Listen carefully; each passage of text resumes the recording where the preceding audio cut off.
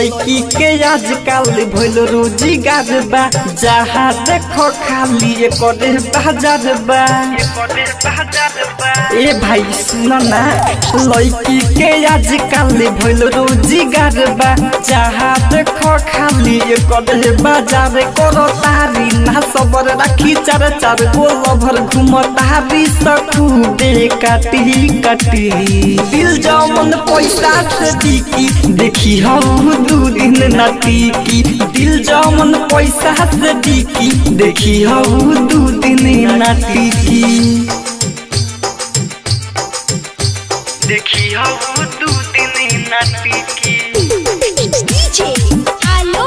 दिल जमन पैसा से बिकी देखी हम दू दिन नाटी की मीठा मीठा बातें कह के अनोखा बाद में देवेली सन लइकन के धोखा। मीठा मीठा बातें कह के अनोखा बाद में देवेली सन लइकन के धोखा। जे हेलो के ओके फाइन मारेली सन उ लाइन मैसेज करेली सन खूबे लिखी लिखी दिल जमन पैसा से बिकी देखी हम दू दिन नाटी की दिल जमन पैसा से बिकी देखी हम दू दिन नाटी की देखी हम दू दिन नाटी की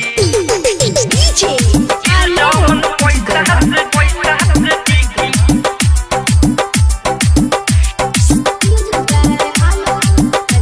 देखी हम दू दिन नाटी की